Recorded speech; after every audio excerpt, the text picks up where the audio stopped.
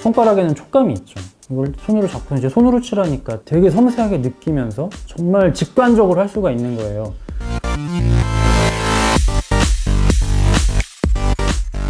일반적인 분들이 왜 이제 건프라 도색을, 프라모델 도색을 어렵다고 느낄까? 거리감을 느끼는 거예요. 그 거리감을 좁히는 방법이 무엇일까? 가장 가까운 도구가 이제 제 손가락 안에 있더라는 얘기죠. 구프 커스텀. 그 08소대에 등장하는 기체예요. 가장 제가 좋아하는 기체이기도 하고요. 이제 핑거브러쉬 노하우가 어느 정도 이제 이렇게 좀 완성이 이루어진 그런 첫 키트예요. 요거로 다 한 거예요. 이렇게 요 파스텔, 메탈 마카, 그리고 리얼 터치 펜.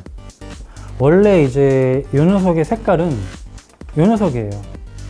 일단 그 무광 마감을 한번 올려줍니다. 파스텔로 1차 웨더링을 해줘요.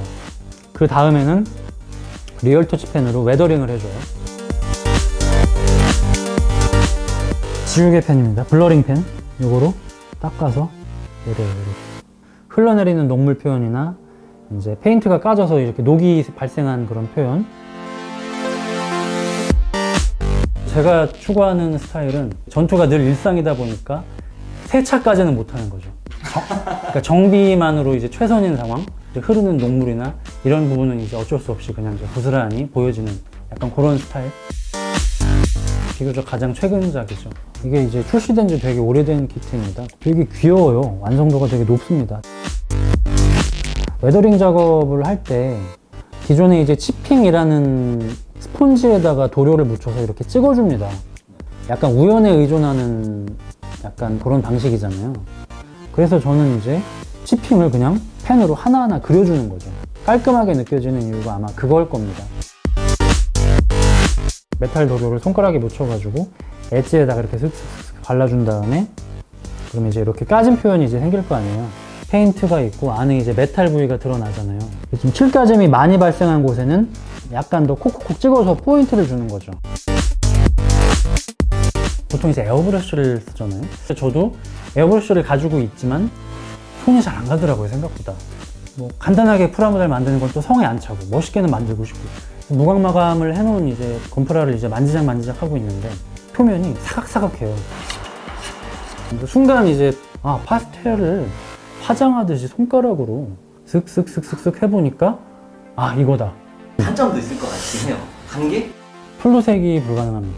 새카만 건담을 만들고 싶어. 나는 새빨간 건담을 만들고 싶어. 이런 작업은 이제 당연히 이제 불가능하겠죠. 그래서 이제 지금은 이제 플라스틱 기본 컬러에 이제 웨더링 퀄리티 업만 해주는 부분에서 이제 만족을 하고 있는 거고요. 나는 무조건 손가락으로만 작업을 하겠어! 라고 이제 고집을 부리는 건 아니고요. 이제 뭐 폴도색도 언젠가 이제 해볼 거고, 그리고 이런저런 도료나 뭐 면봉, 붓 이런 것도 경우에 따라서는 사용하고 있어요.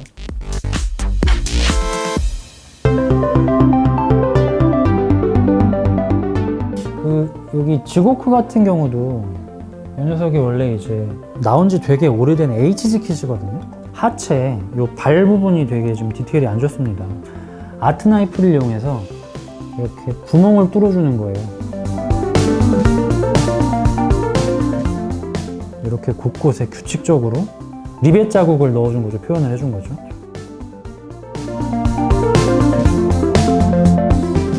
저는 원래는 게임 만드는 일을 하고 있어요. 이제 원화 디자인이나 3D 모델링, 그리고 짧게나마 애니메이터 경력도 있고요.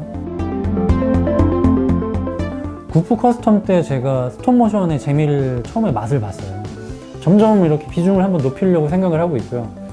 스토리가 있는 약간 연속극 개념으로 이렇게 한번 해볼 계획이 있습니다.